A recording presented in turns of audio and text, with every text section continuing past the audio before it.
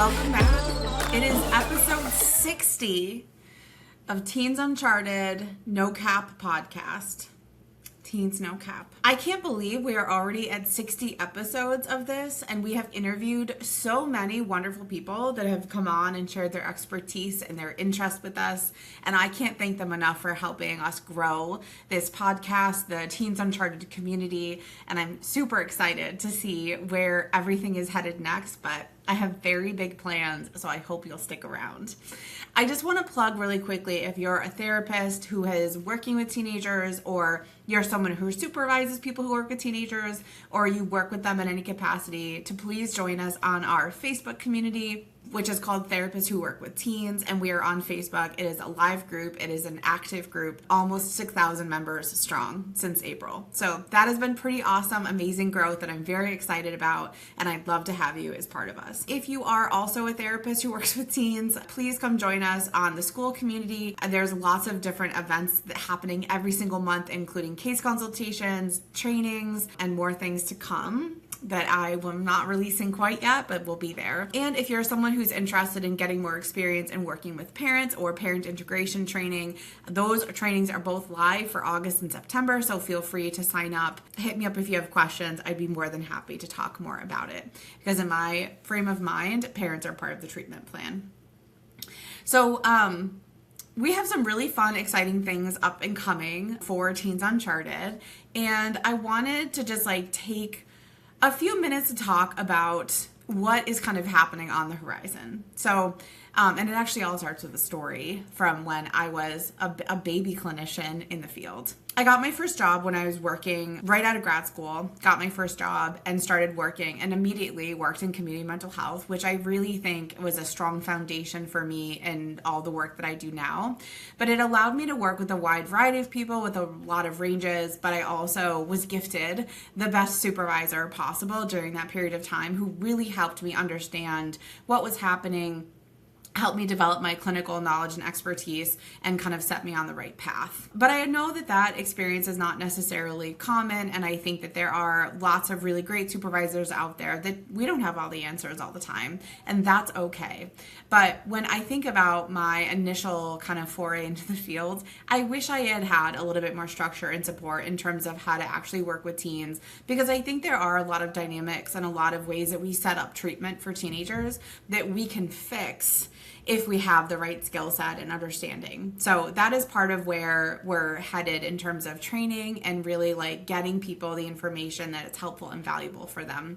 So the parent integration training is one thing that I actually just wrapped up the beta version of that, and it went incredibly well, and the feedback was stunning to me and more than I could have ever asked for, because even though I've been doing this work for a long time, and even though I have been someone who has been in front of the camera doing a podcast, doing all the things, doing interviews, it still feels sometimes like a new anxiety for me. So I was really nervous, and I was really, I think, questioning whether it was valuable or what they would get out of it, or if they would get enough out of it to make it worth it. And I'm happy to say that at the end of this beta version, I got feedback in terms of the value, and people really, that it helped them shift their practice. So come join us, take the training, engage with me, come to the group case consultations. Any way you want to be part of the community, I want you to be a part of the community. So the other thing that we have up and coming, which I'm very excited about, is a really awesome deep dive clinical training in terms of teens.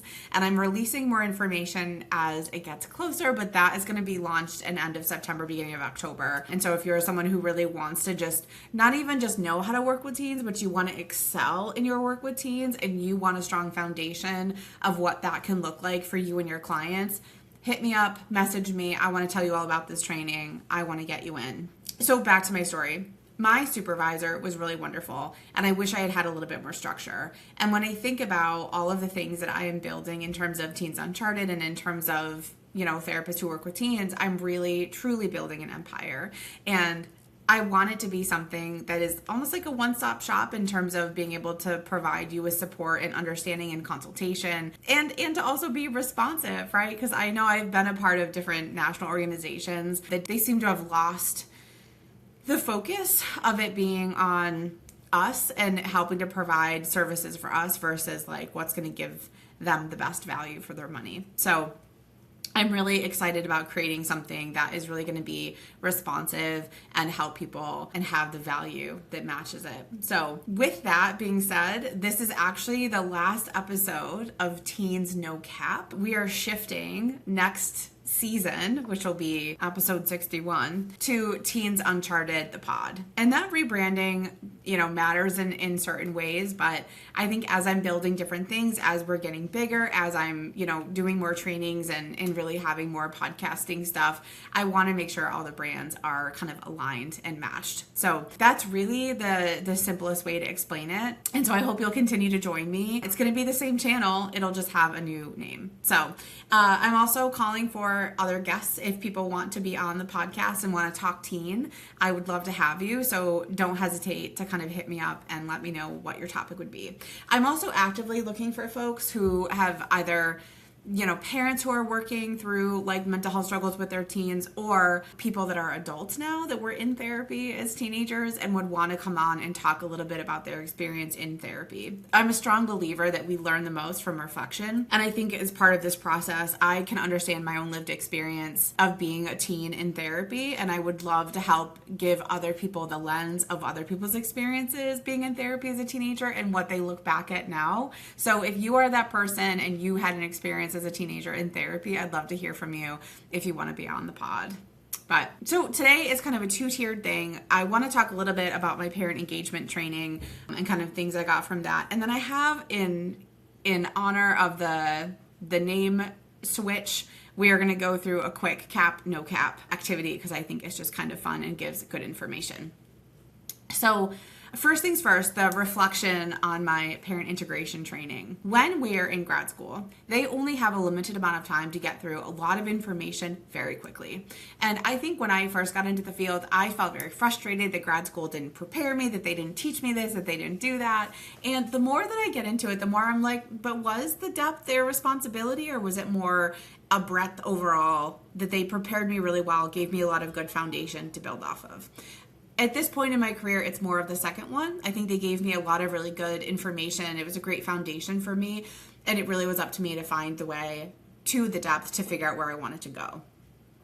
So one thing in working with teenagers, because we didn't really get the training and a lot of like their developmental stuff, teens are often kind of combined with children. They're combined with young adults or combined with like adults, but they're a very different niche. They're a very specific, separate space that have their own very specific needs with different techniques and tasks that can work really well with them. They're also a really interesting gray area because they're not necessarily kids, but they're not necessarily adults that are fully autonomous. And so that means that we really have to lean in and better understand the parent dynamic and how to integrate parents into treatment. So I created this training specifically focused on the sole purpose of how do we integrate parents into treatment and how do we integrate them in a way where they can become part of the process and part of the progress instead of part of the problem. That's a lot of PR words, but you know what I mean. And I think that when I first started in the field, I really struggled with how to engage with parents in a way that felt meaningful, in a way that felt like I was helping support them in their own development. And the more I got into that, the more trainings I took, the more I understood what was required, the better I got at it. And so this training is really a combination of all of the things I have learned, the structures I've set up for myself in my private practice, and also just a combination of all the things that people struggle with. And when I talk to clinicians who work with teens, a majority of them say they hate working with the parents the most. And it makes me feel very sad, I think, for a lot of parents because they're getting their kid into therapy. They are trying to do the work, but I do think that we have to show them how to be engaged. We have to show them how to support their kid at home, to support their kid in treatment, to support it. So when we learn more effective strategies for how to engage parents in treatment, and we learn the differences and the nuances between all the things that are happening, we are just better able to apply those skills. And I have said since I started my private practice for years that teens don't just live in a vacuum, but the parents don't live in a vacuum either. And so I do think that there is a line, there is a gray area of how to engage parents and when, and I think that is really what my training was aiming to do, was develop and help support your clinical judgment on how, when, why, where to engage with parents.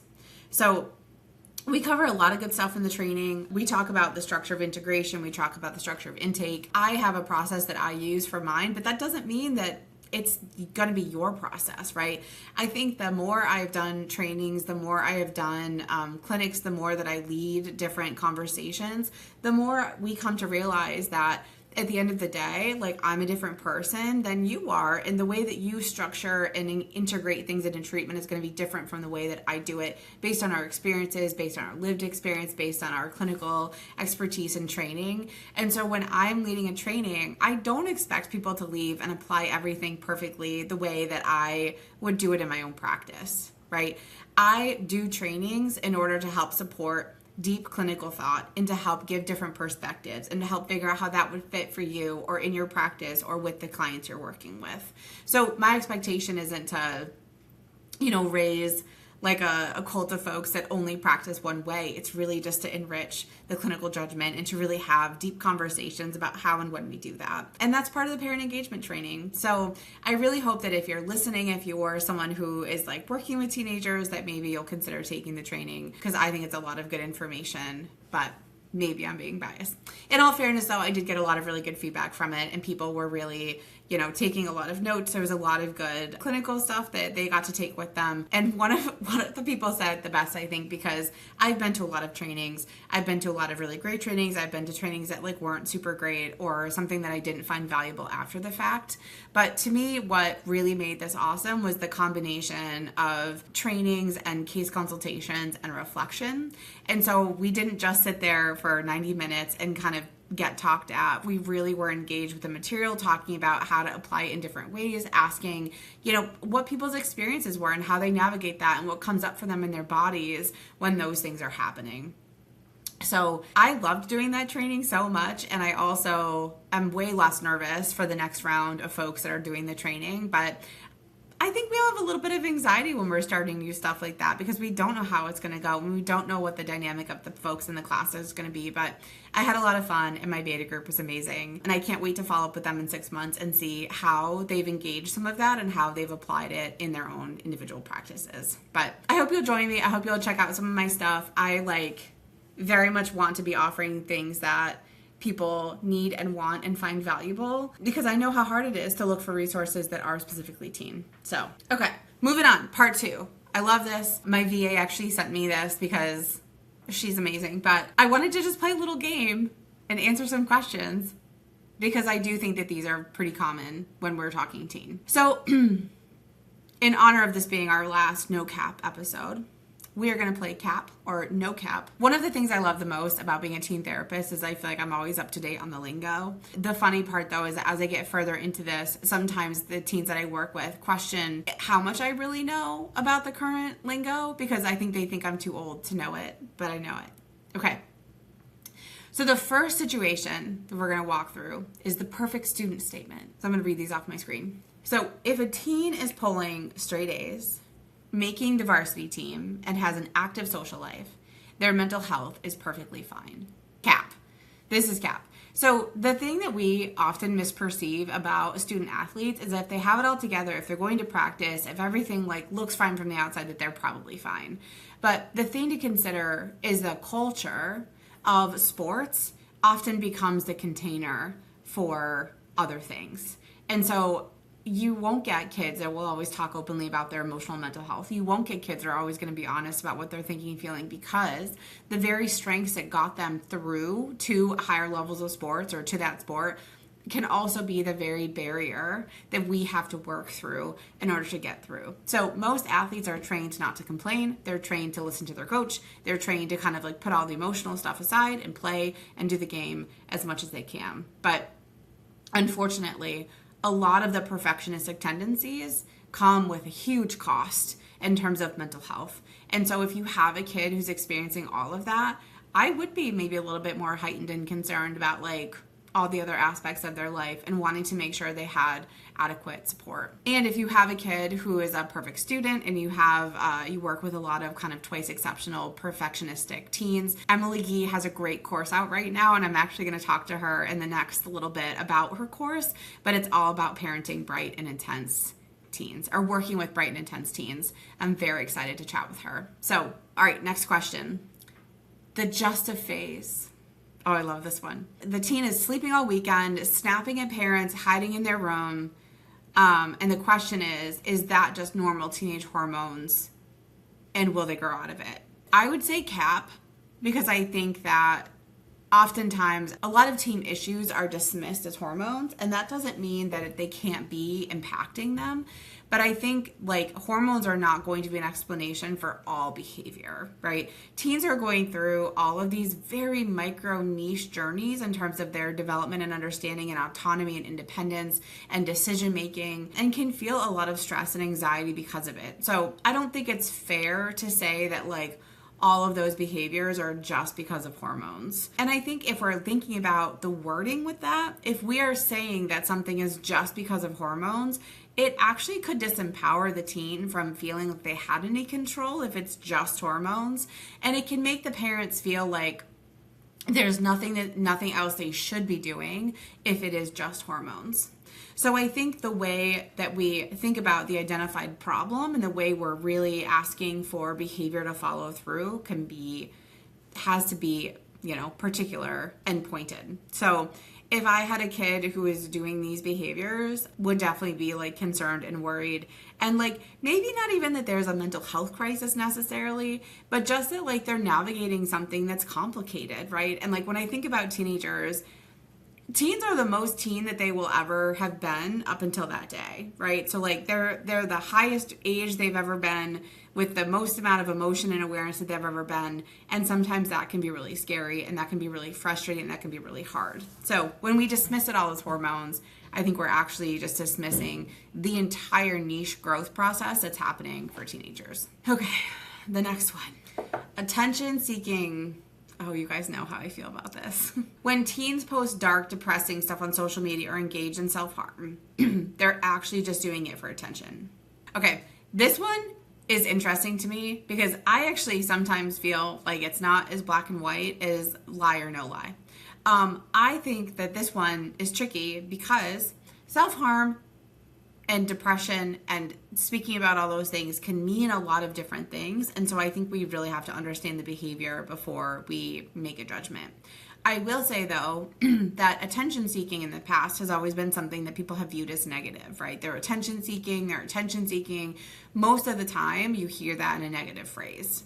But I will tell you that when people are presenting like they're attention seeking, I would challenge you to shift your mindset to really understand it from trying to meet a need and from trying to figure out what that need is. So when we demonize the attention-seeking thing, we make people feel like their needs are invalid or unnecessary or, impossible, when in reality, we should be viewing attention-seeking as craving or needing something that they're not currently getting, and then how do we help them meet that need in a healthier way? That's it. That's literally the whole thing. Okay, next up. If you directly ask a struggling teen if they're having suicidal thoughts, you might accidentally put the idea in their head. Cap or no cap? I'm going to say cap for this one.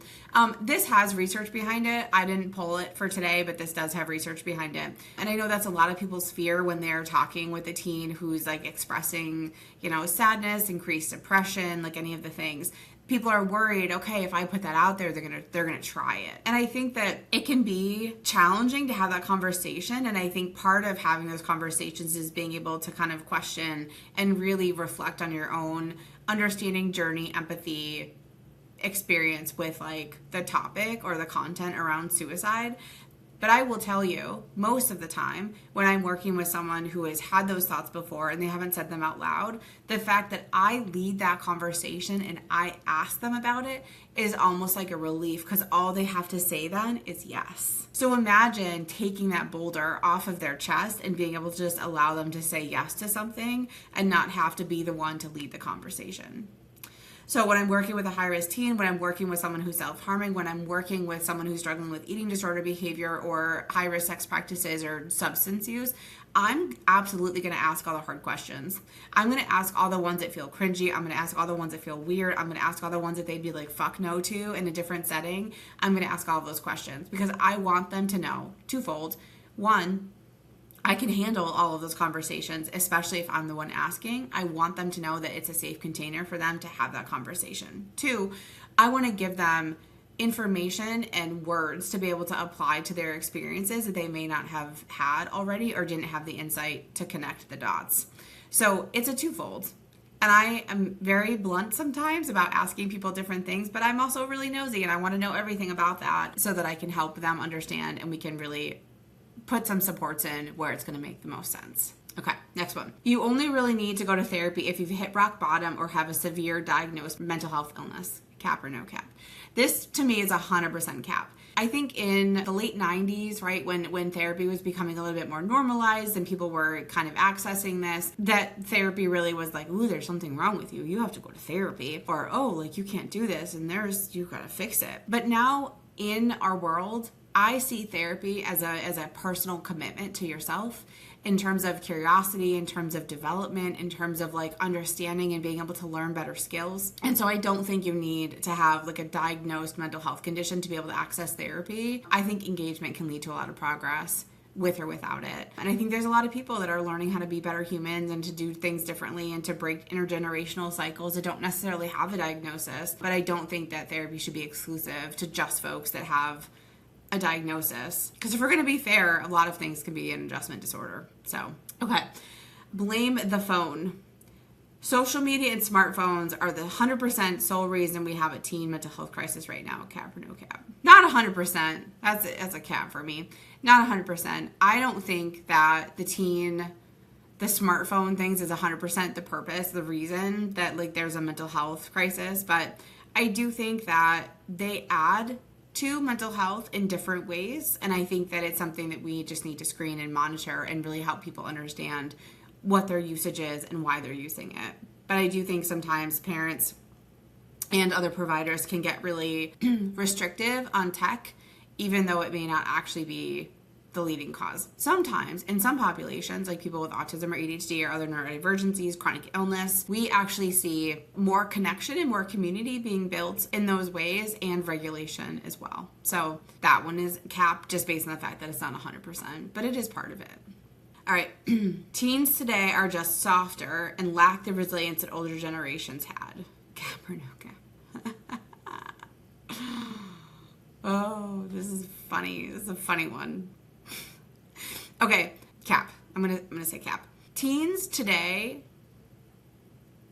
are under very interesting new pressures that none of the previous generations of us really had to experience it at the time they're experiencing it. I also think that if we're talking about emotional and mental health and well-being, that a lot of the older generations were told to shut up. They were told to be seen, not heard. They were told to just like do it because I said so. Even like the athletic stuff, they were told to suck it up, to deal, to make it happen, to figure it out. And I'm not saying that those are all bad statements, but really we weren't giving a strong sense of support to any sort of emotional or like mental health stuff.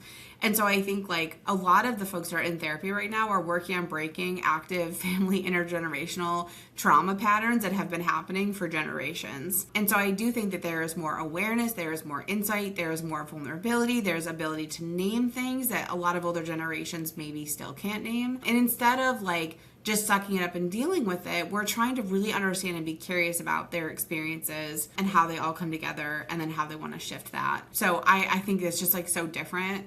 But I do hear it in my head. Like I can hear adults say that they're just like, you know, softer and like don't work as hard. But I think too, like not to give COVID, you know, the stage at this point, but COVID impacted every single population in a different and impactful way. And so I think like when I was going through, you know, my COVID experience, I very much was like, oh, like, you know, it really is going to screw over like this particular population. But if you think about how the world shut down and what the experiences were, COVID really impacted every different population and was non-selective because it was everyone.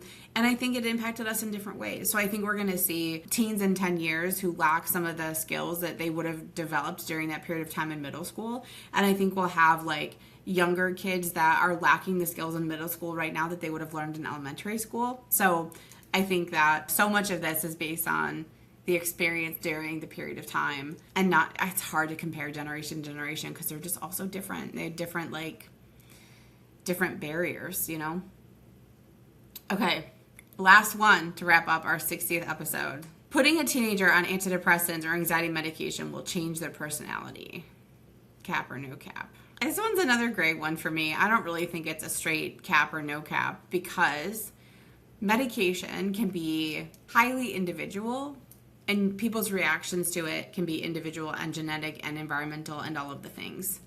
So I think sometimes, even if a kid doesn't look like the medication is impacting their personality, sometimes they will report that they feel like it did. And I think that all of those things are just really good information to have about what their experience was like on antidepressants. I think we, as a field, as a society, are guilty to be like, oh, like, won't be any side effects, like, you'll be fine, it'll be easy med, whatever. But then you have the kid who has, like, a psychotic reaction to a medication, and it actually does shift a lot for them. So I think this one is hard, and so I would say it's gray. A lot of these were gray today, but great questions. But all right, that is going to wrap us up for today. It's a shorter session because we have lots of fun plans for next time. But I hope you'll stay tuned. I hope you'll listen. And don't forget to subscribe, like, follow any of the content to make sure that you're updated when new podcasts drop. But I have some super exciting guests coming on. More DBT therapists. I have another art therapist. I have some more folks to talk about jail and crisis intervention and all of the things. So I really hope you'll join me for our second season of the pod. So I will see you then.